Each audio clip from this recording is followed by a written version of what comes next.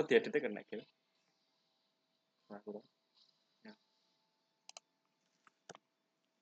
Assalamualaikum warahmatullahi wabarakatuh. Di sini saya akan berpresentasi tentang komunikasi fiber optik. Yang pertama, sistem komunikasi serat optik SKSO secara blok diagram dapat dilihat pada gambar 1.4. Dari gambar tersebut terlihat bahwa sistem dibagi 3 bagian, yaitu transmitter, receiver, dan fiber optik. Sistem komunikasi serat optik secara blok diagram dapat dilihat pada gambar slide sebelumnya. Dari gambar tersebut terlihat bahwa sistem dibagi 3 bagian, yaitu transmitter, receiver, dan fiber optik. Transmitter terdiri dari interface analog atau digital, voltage to current, sumber cahaya, dan coupler dari sumber cahaya ke fiber optik. Sumber cahaya dapat dimodulasi analog maupun digital. Pada modulasi analog perlu diperhatikan bahwa impedansi input interface harus match dengan impedansi interface agar terjadi transfer daya yang maksimal. Ketiga, voltage to current merupakan interface elektrik yang mengubah input berupa tegangan digital menjadi arus yang dibutuhkan komponen sumber cahaya. Komponen sumber cahaya dapat berupa light emitting diode atau LED maupun injection laser diode ILD. Cahaya yang diemisikan dari LED atau ILD sangat tergantung jumlah arus drive yang masuk ke dalam komponen tersebut. Untuk itu, pada voltage to current converter dilengkapi dengan rangkaian driver.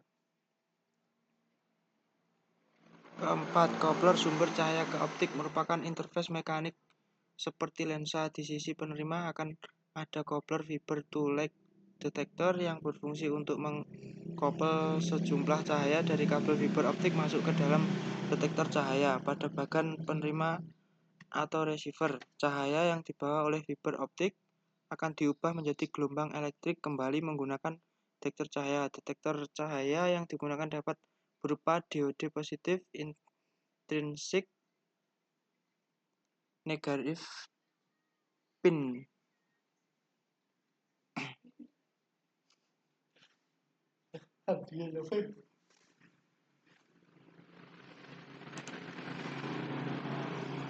Coupler sumber cahaya ke optik merupakan interface mekanik seperti lensa. Di sisi penerima akan ada coupler fiber to lag detector yang berfungsi untuk mengkopel sejumlah cahaya dari kabel fiber optik masuk ke dalam detektor cahaya. Pada bagian penerima atau receiver, cahaya yang dibawa oleh fiber optik akan diubah menjadi gelombang elektrik kembali menggunakan detektor cahaya.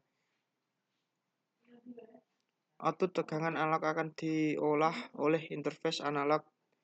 Demikian juga dengan output tegangan digital akan diproses oleh interface digital dilengkapi dengan digital to analog converter. Tegangan keluar yang dihasilkan berupa sinyal digital selanjutnya akan dikonversi menjadi sinyal analog menggunakan digital converter DAC. Berikut gambar. Core atau inti adalah bagian terdalam yang terbuat dari kaca atau plastik transparan yang sangat tipis, fleksibel, dan memiliki bentuk silinder. Kedua, cladding. Lapisan kedua di atas inti itu juga terbuat dari kaca atau plastik transparan tetapi dengan bahan yang berbeda sehingga indeks bias dari cladding lebih rendah dari inti. Jaket coating dari fiber optik yang berfungsi untuk melindungi inti dan cladding. Jaket terbuat dari plastik yang fleksibel dan tahan abrasi. Beberapa jaket memiliki lapisan lain di bawahnya yang kemudian disebut buffer. Fungsi buffer dan jaket bersama-sama melindungi fiber optik dari kerusakan lingkungan dan fisik. Bidang militer, bidang telekomunikasi, bidang kesehatan, bidang industri. Cukup sekian dan terima kasih presentasi dari saya. Wassalamualaikum warahmatullahi wabarakatuh.